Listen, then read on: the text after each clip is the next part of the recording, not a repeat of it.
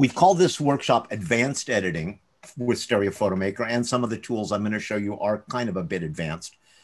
But I think there's things you can use all the time and probably should, and none of them are difficult to master, so I hope you won't be put off by that.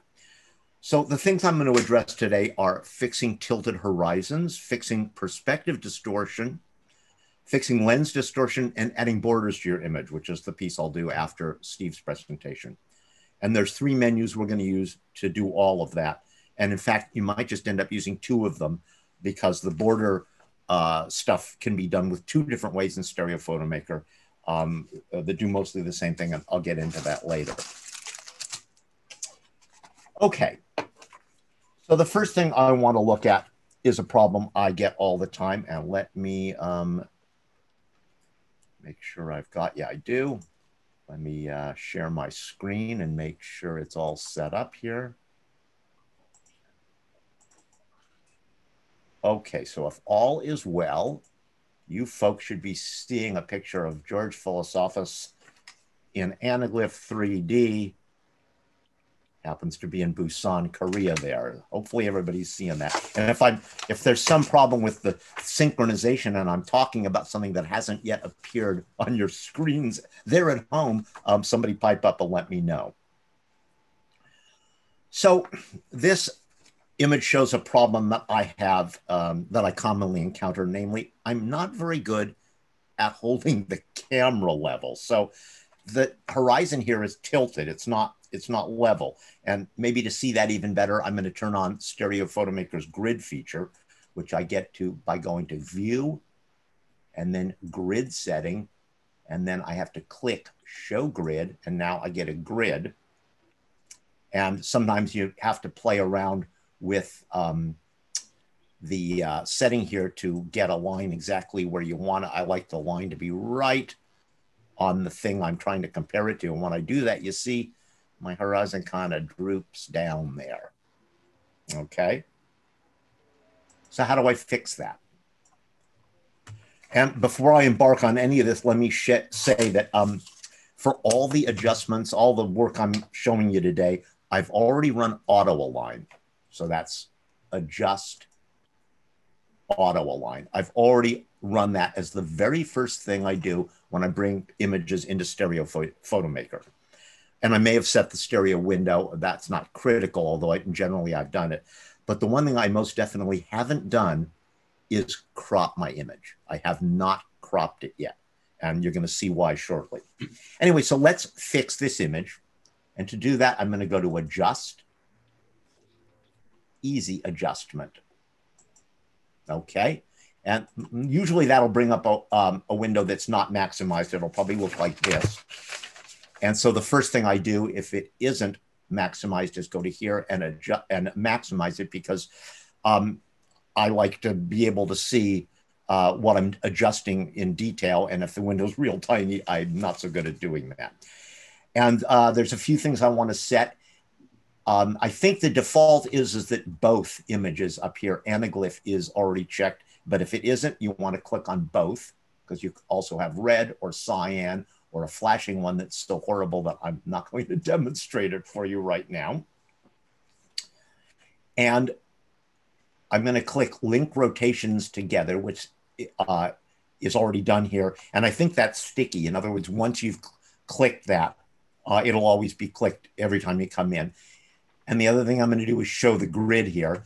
And the same thing again, I have, I can adjust the number of grid lines so that I can always get it right where I want, okay? Okay, so now let's actually do the rotation adjustment. And to get to that, I'm gonna go down to this section of the window, and there are 4 tabs here: Basic, Barrel, V-Purse, H-Purse. And right now we're just gonna use Basic, which is where the rotation adjustment is, and why it's not called rotation, I don't know, but that's what it's called. So I adjust the rotation using this rotation control, and I can either grab the slider and move it, or I can click on this and move it a small increment, or I can click and hold on it and move it a bunch. And if I decide I've done something really dumb, I can hit 0 and boom, I'm right back to where I started. And again, these are linked together, so it doesn't matter which one of these two I do, they're going to do exactly the same thing. So let's get this thing adjusted correctly now. And again, I'm just comparing it to that line right there. So now it looks to me like I got it pretty straight. And when I'm happy with it, I'm going to go down here and hit OK. That's going to take me back to the main program window. It's going to calculate it for a second sometimes, and it's going to show me the finished version. And again, if I turn on the grid here, it should show me the same thing. You can see now I've got it, relatively flat. But you'll notice one thing that happened is now that I've rotated it, I've got these little black triangular areas at top and bottom that have come in. And this is why I said you don't crop your image first. Because I may have, if I had cropped in on it when I did this rotation, I may have lost some of the stuff that I wanted, because now I've got to go in and crop this again to get rid of these odd shaped areas. So if I go in and crop it, let me make sure I don't have anything yet checked. You see now if I come in, and I'm going to come into the part of it that is the most pulled in, and I'm going to make sure in the bottom right that I'm not going too far over. I don't want to go into the black. I want to crop out all that black. So I'm going to come in here, and then I'm going to go down to the lower left corner, which is also pulled in. And again, I'm making sure in the upper left that I'm not including any of that black. And oops, I didn't quite get it right. Let me slide it over the tiniest bit. I think I got it. Yeah, there we go. So there I go. Now that's my final cropped image. And I'm going to open up actually a second version of Stereo Photomaker. Where'd it go? And I'm going to pull in the original and go into Anaglyph and maximize that. So now I can bounce between the two, and you can see this was my before and this is my after. So there wasn't a tremendous change here. Maybe some of you might not have even noticed it, but I think it helps out a little bit. Now it's straightened out. Those especially when you've got the ocean, that tilted horizon bothers me.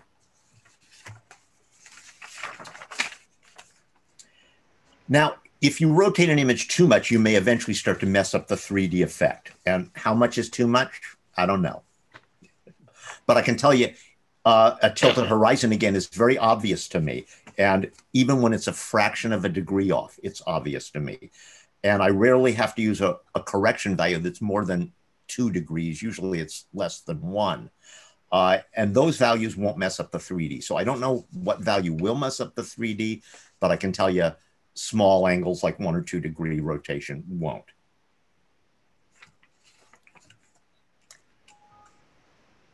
Now, before I show you the next thing, I want to give you a very short lesson in optics theory. Let's say I'm taking a picture of something that looks like this, a perfectly rectangular grid of lines. But my photo doesn't look like this, it looks like this. That's called pincushion distortion. Or let's say my photo looks like this. That's called barrel distortion. I think it should be pretty obvious where those names came from. And this problem isn't just theoretical.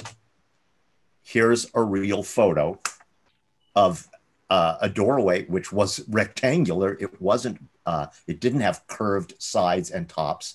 And if it isn't obvious to you that those sides and tops are bowed out, I'm going to turn on the grid once again. And now when you see the grid lines, you can see very clearly that all 4 edges of this thing are bowed out. So that's a very obvious example of barrel distortion. Here's another one. Take a look at this edge of the doorway here. It curves. Same thing here. All these things curve out. And hopefully everybody's seeing this. Is it obvious to everyone that this thing has got a curvature? It's not just tilted? Sure, yes. Yeah. Pretty cool. And here's another one. Here's a doorway again. You can see the top of it is curved, and it's curved here, and all these lines that you really see it here. that it's curved. It's not straight. And the house was built relatively well, so I assure you that those lines don't look like that in reality. So I got a lot of examples of this because the Sony twin camera rig that I use most of the time has barrel distortion when you zoom all the way out with the zoom lenses I have on it.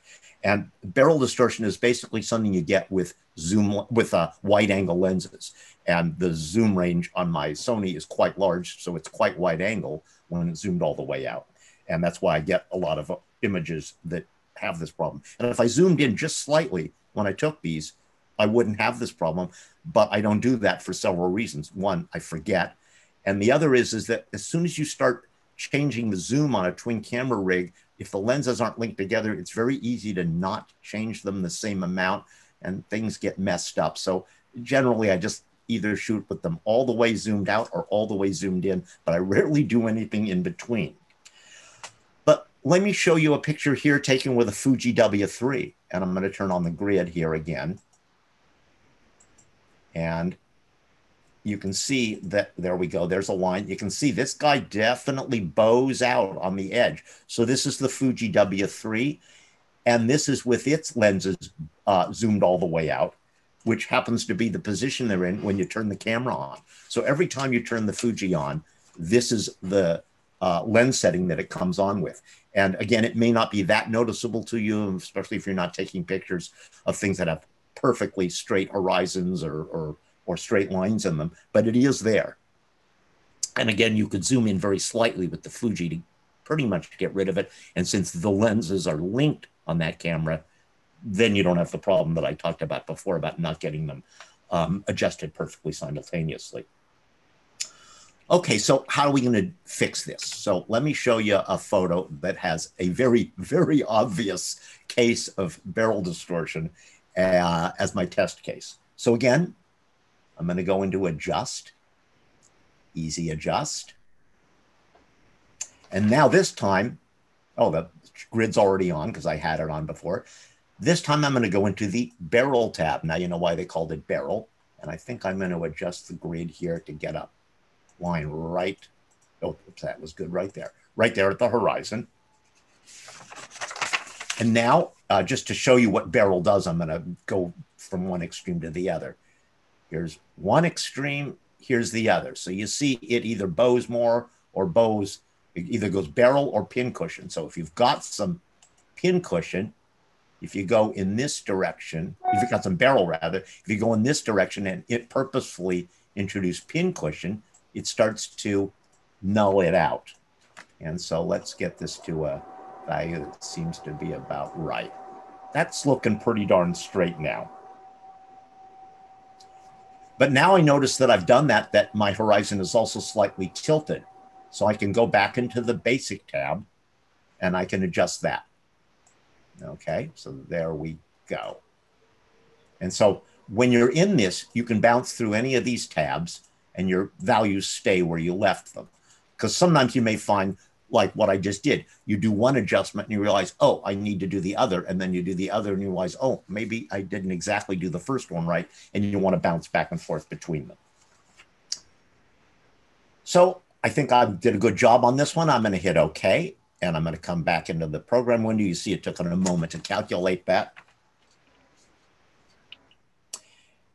And again, I've got these little black areas that have come in, and it's hard to see, but I've got one down here and up here. When I go to crop it, you'll see it's more obvious. So let me do that now. I'm going to crop it. And again, I'm going to come in from the part where it's most extreme. Oopsie, did I get it? Yeah. And I'm going to try to be careful and not put any of the black stuff in.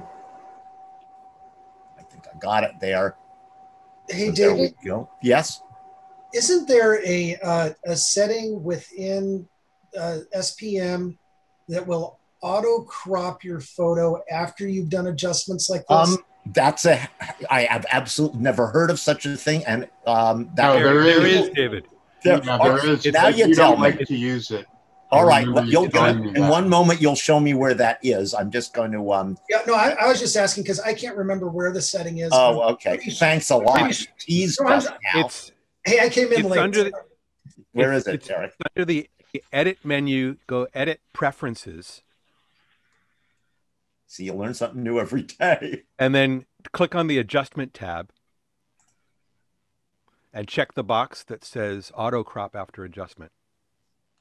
Oh, okay, let's see what that does. I'm going to undo what I just did. And you probably don't remember, David, that we talked about this once, and you said you didn't like it because it destroyed. If you wanted to use that information again. Oh, all right. Well, let's just see. Now that explains it, huh? Let me just see what happens when I do this. We're all learning something here. Yeah. And this, I think I had it about 0.6. Let's see what it does. Seems like I did a pretty damn good job to me wearing my glasses. Although having said that, I pretty much always like to crop stuff myself, but there's no reason why you can't get a preliminary. Well, there you go, folks. We'll learn something new every day. So again, here was my original. And here's the fixed version. So you can see what we accomplished here. And on this image, like I say, it's so obvious that now look what happens to the woman when you do that. Yeah, that's a good point. I don't want to get into that, but definitely the stuff that's towards the edge of the frame gets stretched. And particularly when it's a person, you may not want that. So you have to balance that, how much correction you apply versus how it distorts things at the edge of the frame. And again, you know, an ounce of prevention's worth a pound of cure. I should have zoomed in a little when I shot this, but I didn't. And to me, the way it's so obviously bowed in that it really makes it kind of unusable. So I think in this case, it's still worthwhile to do that. Let me show you this adjustment on another image, because maybe you guys are thinking, well, I don't see that in my images, so why should I bother with this? So maybe this one looks pretty good to you the way it is. And this, I think, was shot with my Sony rig, not the Fuji. But if I turn on the grid setting again, I'm going to see now, how can I move this silly menu for, no, you can't for zoom. Oh, yes, you can, by gum. I'm trying to move that zoom menu out of the way so it doesn't bother me. Now you can see that, you know, when you compare it to the grid lines, you can see that these stairs absolutely have a kind of a smile shape to them. They definitely bow tremendously. And maybe it's obvious that if you look at the vertical lines, you can see the rail posts are obviously leaning off a little bit. Again, I didn't hold the camera very straight. So I'm going to go in and I'm going to fix this. And the first thing I'm going to do is fix the rotation adjustment. So I think I've got it. Looking at these lines, I've got this going pretty much straight up and down now. And I'm going to hit OK and accept that.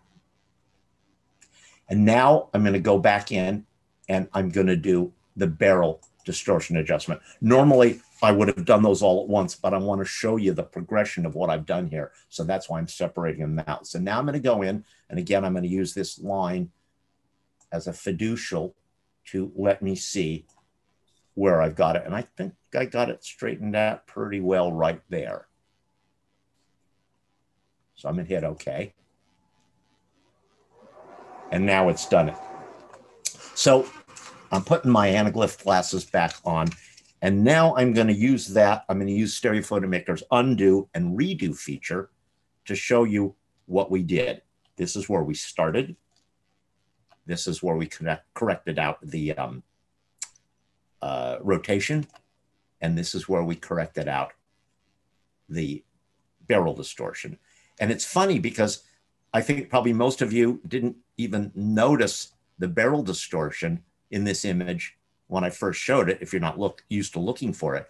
But now that you see it, you can see that when I correct it out, it really makes a very big difference about how you see this thing. I've gone from something that has a very obvious distortion of it, bulges out at me, to looking more normal.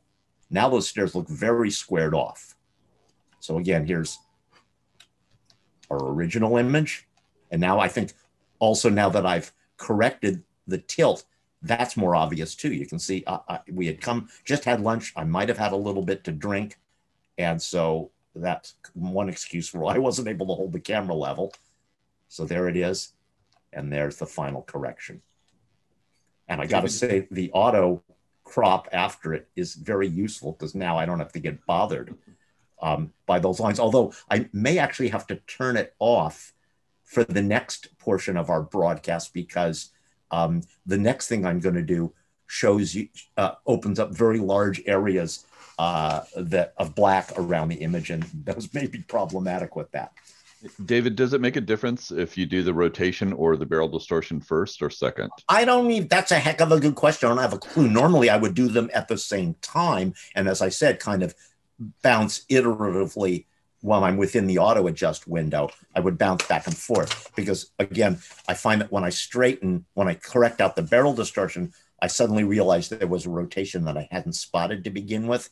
And then when I rotate it, I realize, oh, because now it's perfectly level, I see, oh, it's still drooping or coming up a little bit too much. So usually I'm bouncing between those to get everything exactly where I want it. So I don't know. I guess you're going to find out when you do it yourself.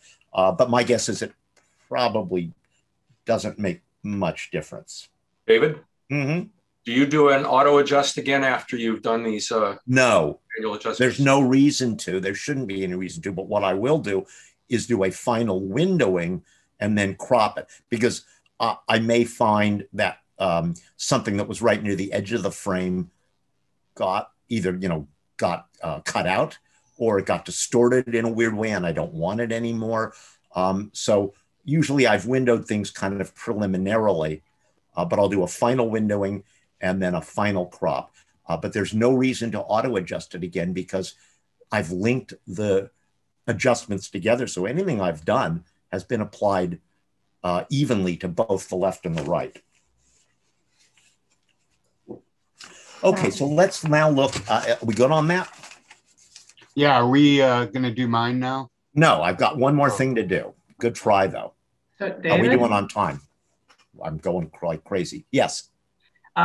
I had understood when I was asking about correcting horizon, angle horizons, that when you correct it, you may also introduce a vertical disparity between left and right images.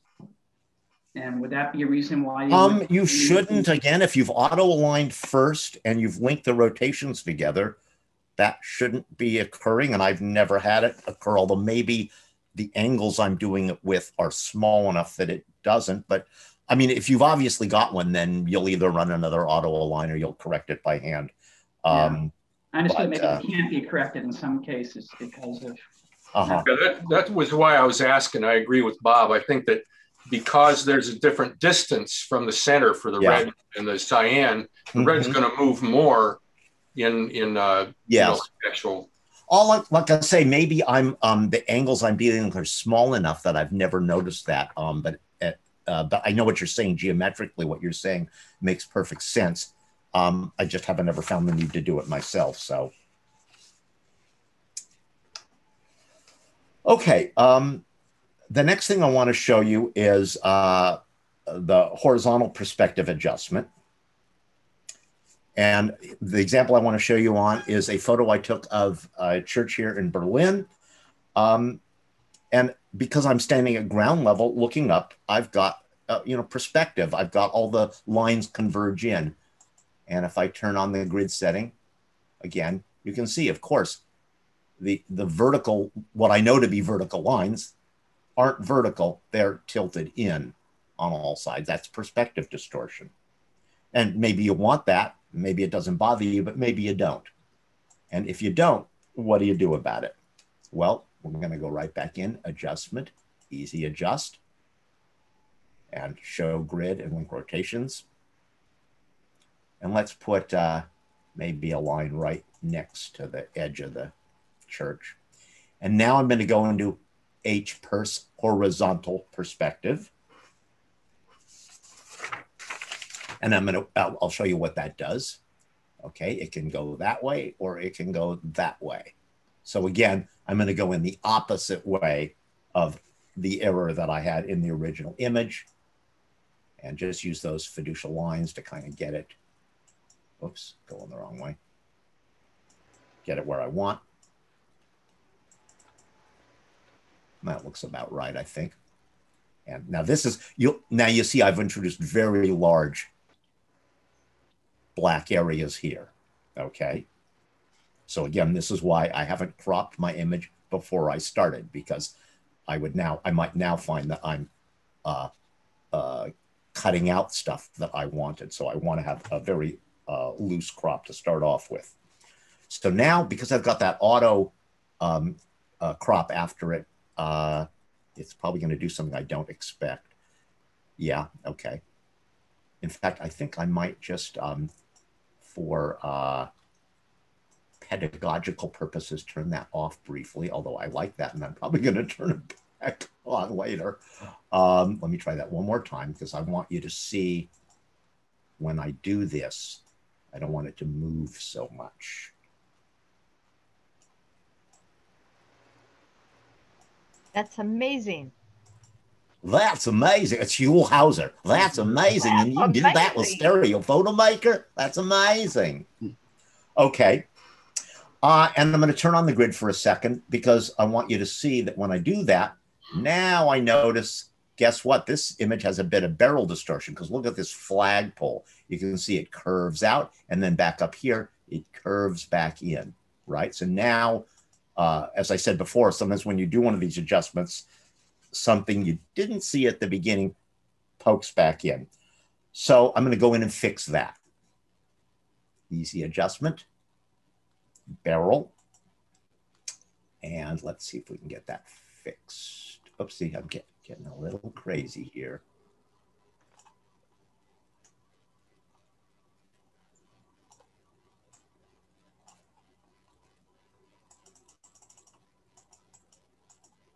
Okay, I think I got it pretty close. And you'll notice that this now changed the shape of the black areas. That's why I turned off that auto crop, because I wanted you to see this. I didn't want that to get hidden by the program. But again, normally I would have probably done both of those adjustments in one session there. Hey, David, not only did it do it on the left and right there, look at the bottom. You've got this huge bow. Yes, exactly. Right. That's why I said, that's why I wanted to turn it off, so that you would see how it affected it. So let me go through this progression again. I'm going to put on my 3D glasses, and I'm going to undo and redo it. So here's my original image. Here's my horizontal perspective. And here's my barrel distortion. And again, I think you can see that if you're not aware of barrel distortion, yeah, whatever, it's fine. But when you are, and you see it corrected out, it's like, oh yeah, suddenly you're right. It does look a lot more squared off. And again, this is, maybe an aesthetic choice. Maybe you liked it the way it started out, or shot it that way on purpose, or maybe you didn't, but I'm trying to give you the tools so that you can make those choices. So let's crop it here, since I've now turned off the auto crop. And so I'm going to kind of start over here, maybe, so I can see what pieces of it, how far I can go. And I can go all the way to the top. And I'm going to fill the thing. And now I'm going to bring in the other Stereo Photomaker window, I'm going to bring in the original again, so we can just, oops, see, I did a bad thing. We're going to have to wait for a second. David, I have a question. Go ahead. So you're doing this as an anaglyph. If you were doing it in the typical stereo pair, would I be seeing the same attributes applied to each photo? Yeah, I mean, when you say I'm doing it in anaglyph, all I'm doing is displaying it in anaglyph for convenience in this Zoom session. I can always go back to any other display mode in Stereo Photomaker, and I usually like to do things cross-eyed, so there it is, cross-eyed, So this, when you're within Stereo Photomaker, how you display the image doesn't affect the underlying image itself. It's just the way you're displaying it. And again, for For Zoom, I'm doing it in Anglyph. When I work on stuff, I almost always work on everything cross-side full. I like to see things in full color, so I usually work on things parallel. And then I have an active 3D monitor, so usually I will display it full screen using my shutter glasses because I want to see it. So both sides are affected by what you do. That's the whole thing of the link rotations together. So here's before, and here is after. So here was my original image. Hopefully these things are updating for you fast enough. And here's my one that's got all the corrections applied. Actually, I think I've got the vertical perspective slightly too much. It's now bowing out slightly. I'd probably go back in and fix that if I was to do it again. That's amazing. That's amazing. Okay, any questions before I turn it over to Steve? I'll just Joel comment. has his hand up. Okay. Joel? I guess maybe he did it by accident. Oh, there's one thing I didn't mention, and that is you'll notice that when you crop this thing, if I compare it to the original, you've got the church steeple with the cross, and when I've done the adjustment, that's crept off the top of the image. And in my opinion, it should be in there. The problem is that I didn't do a very good job on framing this when I took the thing. I should have not only had all the cross, but I should have had a little bit of air on top of it. And the point is that when you're shooting 3D, in general, with digital 3D, in general, it's good to shoot loose, namely to give yourself a bit of extra material on all four sides, left, right, top, bottom of your image, so that when you auto align it and crop it and window it, you don't find you're cutting out something that you wanted to keep. Okay, so shoot loose, because especially with these adjustments, it can push stuff you want off the edge of the frame. And again, that's why you don't want to set your window till the very end, because let's say I'd had something very close to the edge here that was close to me in the scene, and I'd set the window based on that, and then when I did all these adjustments, it disappeared, and so I no longer needed to use that to set the window. Like I say, you shoot loose, and then you don't want to do your final crop and window until you've done all of these adjustments. But I really should have done a better job here on having more air at the top, so I didn't lose something that is kind of an essential feature when you're shooting a church photo. Okay, anything else to say on that, or is Steve ready to take it? Did you lose that because of the crop, or did you lose I lost it. Let me, can I go back? This is the auto crop. No. It was, when I did it, it wasn't, I lost it when I did the adjustment itself. So let me go in there and show you that when I did the horizontal perspective, as I do it, you're going to see it crept off the top. There's no way to get it back, I don't believe, although, hold on, let me just try this. I've never done this. You can add a border to it. Hold on. This is blowing my mind. I think it might be possible. These aren't linked together. All right, folks, I never knew this. This is blowing my mind. These aren't linked together, but you can go back in here and do this magnification one and bring it back in. So now I've learned two things today. And I don't know why these aren't linked together. That's kind of a pain in the ass. In the normal view, you can hit the F to make the image fit the frame. Does it work in the adjustment? Oh, that's a good question. Yeah. No, simple answer, no. But okay, wow. I've lost a lot of stuff in my images because I didn't know that. So there you go. I thought I didn't quite follow what you just did. Okay, let me show you that again. No, I saw that you changed you unlinked both images but on image size. Yeah, do it again. I kind of Okay, so the first thing I did was the horizontal perspective adjustment. Okay, now you see the crosses creeping off the top.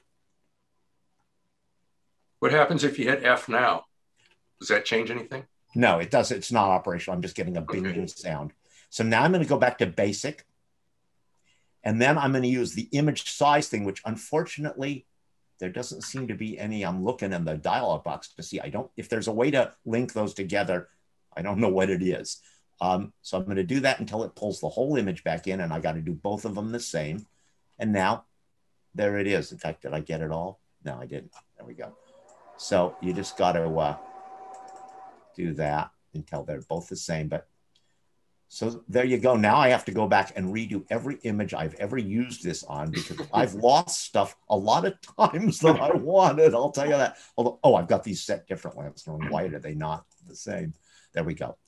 So there David, you go. Yes, David, this is Lee. If you had cropped more off the bottom before you started, would you have had that same problem? With the bowing in, you're saying? Well, not that, but losing the steeple on the top. Yeah, because it's always going to tilt it, you know. So let's just, so you're saying if I had done this to start off with, maybe? Yes, if not have disappeared? Some of the bottom off. Okay, so there you go. But you're going to see as soon as I go into it, it's going to do exactly the same darn thing, I think. Hopefully you're not going to make a complete monkey out of me here. Yeah, there you go. So it's always going to, you're always going to, whatever's at the edge, wherever that edge is going to creep off. But then that's going to affect the window. So yeah, well, again, that's why I say you're always going to, whoopsie, you're always going to make a final pass. But who knew?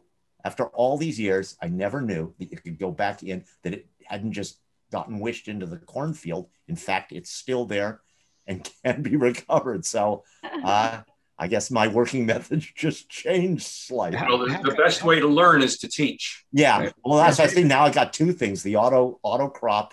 And I don't know why I disked that earlier. Because one question before you leave where you just are, David. Yes. What you just did, why couldn't that be linked together when you did it? I don't know. I don't have a clue.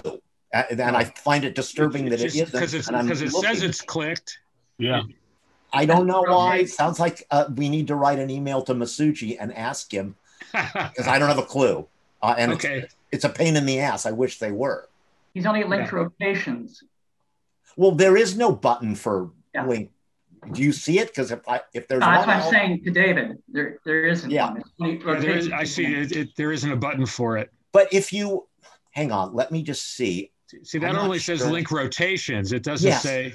But you'll notice when I click that, it applies to everything else. You see? Hold on, Whoa! Did it?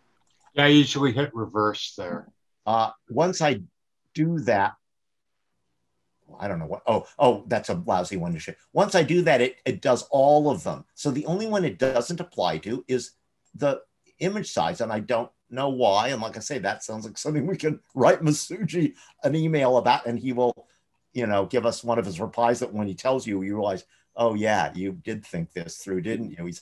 Every time I ask him something, his answer is so smart that I realize you didn't just do this by accident, did you? You actually gave it a lot of thought. All right, great. All right, I'm moving us along. I have another Zoom at noon with the APEC crowd. Okay, the next thing I want to talk about is the border command in Stereo Photomaker. There's actually two different ways to do it, and I learned a very important distinction between the two of them when I went to prepare this workshop. But what do I mean by border? Let me show you. Just put one on immediately so you see.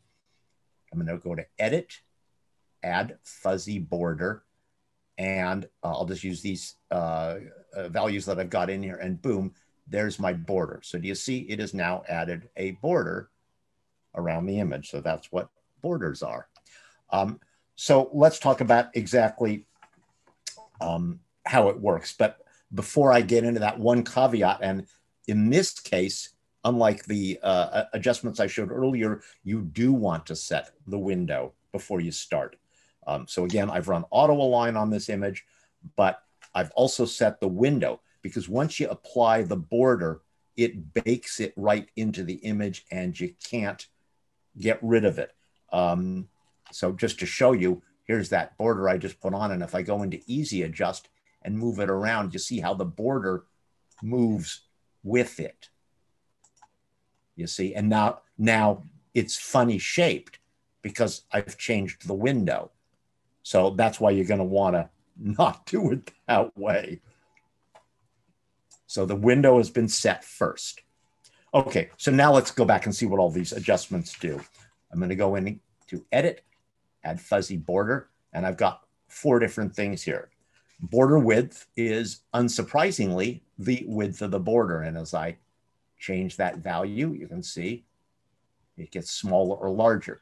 Now you'll notice that all these values are in pixels. Fuzzy gradient is in percent. So how do I know how many pixels? Well, you may never have noticed it before, but if you look at the very top of your Stereo Photomaker window, you'll notice that it shows you the dimensions of your image in pixels right there. And I didn't notice this until relatively recently. It's very handy to know, actually.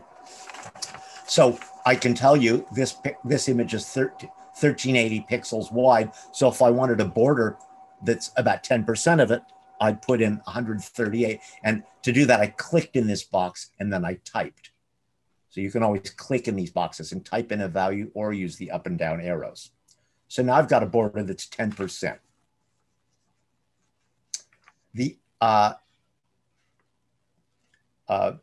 fuzzy gradient makes the edge of, instead of a sharp edge, makes the edge a color or a gradient in transparency. So there I am adding that. And you can see it starts and moves into the border you've already created. And unless you have a border there, you can't get a fuzzy gradient. So in other words, if this is 0, there's nothing to fuzz. It doesn't matter what I do now because there's no border to fuzz. It's going to fuzz whatever border I've created. And it's going to do it as a percentage. So if I leave that at 76%, as I make this larger, the percentage of that border over which the gradient is applied stays the same. And the rounded corner, unsurprisingly, rounds the corners. And again, it's doing it in pixels. So it may take it a while. There you go. Now you're starting to see it. Now you see it's rounding that edge. And one funny thing about this is when you use the up and down arrows, you can only go up to 500 here. And past that, it will not let you go. But you can come in and type in any value you want. And I frequently find I have to do that. So now I've typed in a very large value, probably too large.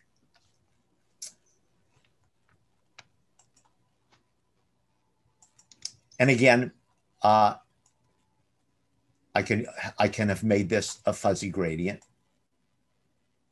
So if I wanted to have a vignetted edge, I could have done that. And I can choose the color.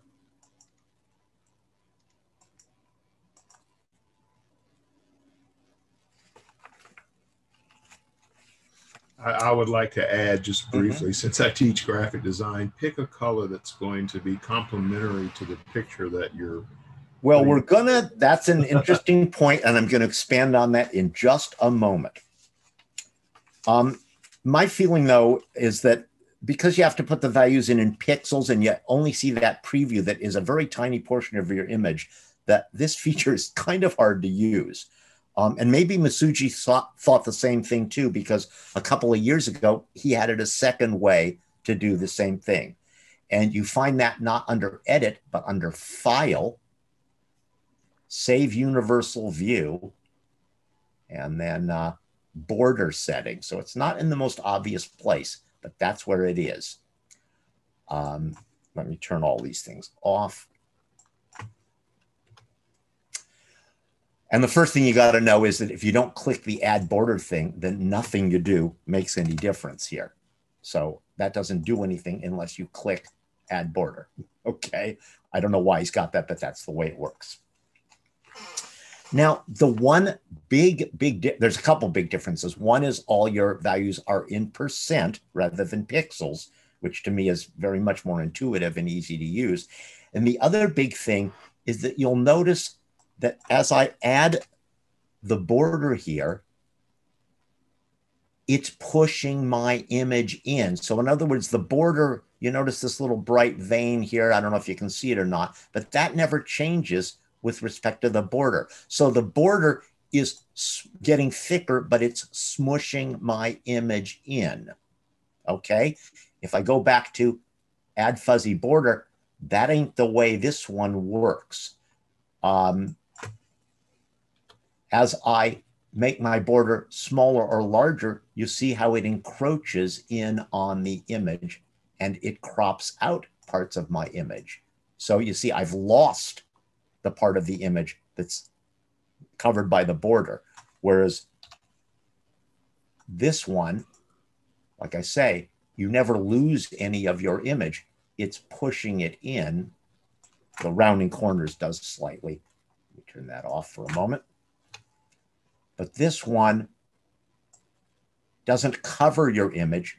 It creates a thicker and thicker border, but your image always stays completely contained within it. And that is a big difference. And to me, it's way more useful. And speaking of colors, yes, I can choose a color. The other thing, though, that's incredibly useful is I can pick a color with the eyedropper straight out of my image. Because what you want to do a lot of times is not just pick a complementary color, which is a great piece of advice, but you want to pick a specific color that's in your image, because you'll find when you do that, it emphasizes that color to the viewer's eye. And especially like if you've got a flower that's a color against green leaves, you'll pick the flower color so that when the viewer sees it, it makes the flower pop out even more from the background. So now when you round the corners here, those do crop in, of course. But that's the only part of your image you're losing. And the fuzzy gradient here, you'll notice this also comes in from the edge. So fuzzy gradient, when you increase it, starts here. And instead of fuzzing evenly here, it moves in. But it has to do that because think about it for a moment. There's no image above here. So if you start to make it partially transparent, you'll show nothing. So the logic of this one, to me, is way better and more useful than the other method of adjustment. But there's one other big difference, and that is you'll notice this dialog box doesn't have OK anywhere on it. So, okay, I did my adjustments. Now what? My only option is direct export of the recent image as side by side, left, right, right, left, left, right, left, all the various different formats. So all I can do is save the image, and I'll do that here. But when I do that, I come back into the program window and nothing's happened. Okay, so where's my adjusted image? Well, it's in my folder here. And if I open up a second version of Stereo Photomaker, I can pull it in. So there it is.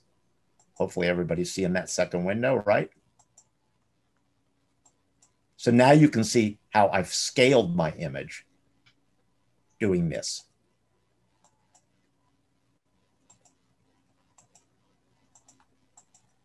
Everybody with me? Yeah, can you show again where you go to get the second border? File, save universal view. Like I say, it's not intuitive. Border setting. Okay. And then one other thing I wanted to mention is that a lot of times circular borders, perfectly circular borders, are fun. How do you do that? The first thing you have to have is a perfectly square image. So I'm going to go into free cropping 1:1, and I'm going to make an exactly square crop of this bad boy. Now I'm going to go into File, Save Universal View, Border Setting. And now if I set the rounded corner radius to 50%, in other words, half, now I get a perfect circle.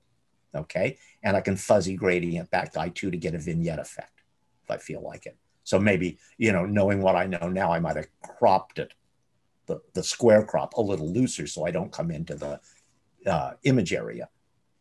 But you can see how it works. So that's how you get a perfect circle. Can you move the border forwards and backwards in the window, or it's always at the window? No, again, well, first of all, remember all you can do is save it. You can't even get back into Stereo Photomaker. When I do this,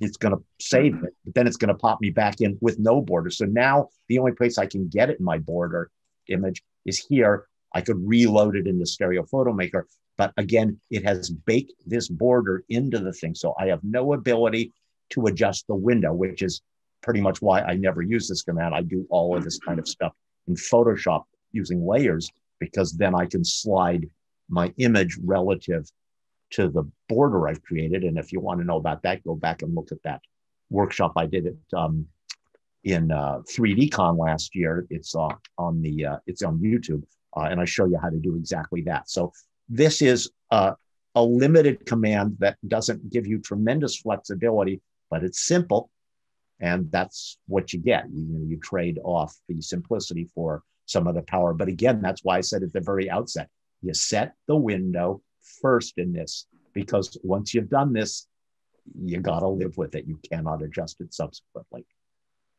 Okay, that's it. Any questions? Any more questions? Yeah, is there a way to have things overhang the window?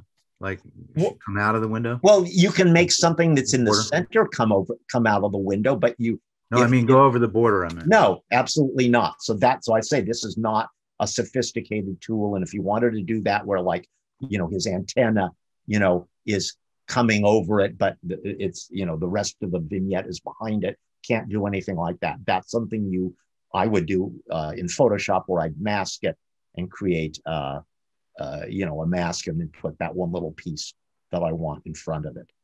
But it's definitely not capable of doing that. And sometimes you're going to find when you do this, especially if you do something like a vignette that comes into the image area, that you realize, oh, I should have set the window differently. And you're going to have to go back and start over, reset the window, redo your crop, because you realized, oh, I came in and it touched something that's coming through the window now, except now I've got a window violation. What are the fusion dots that were on that page? Yep. Yeah. This was really, this again is only made for outputting stuff. Mm-hmm. I didn't get into that, but that's it. You can add fusion dots. And not only that, you can tell it what color you want them, which is very nice. So if I wanted them to be the green, I could have picked that, or you can, make them, you can choose off the Windows color picker. And also you can even change the size of them and the position. So, what else is new? Masuji is always a couple of steps ahead of you. Whatever you think you want it to do, you look in there again and it's like, oh, he thought of that. I'm not seeing what the fusion dots really are. The fusion dots are for people that are free viewing and are having trouble with it. So they give you something that's very easy and prominent to fuse on, whether you're parallel or cross-eye viewing. And in general, I don't need them. And sometimes when an image is very complex or has repeating elements in it, I'll find I don't fuse it properly, or I can't figure out how to fuse it. And so some people put fusion dots on their stuff. It's, like I say, if it's a repeating pattern, they can be very useful, if your image has a lot of repeating elements.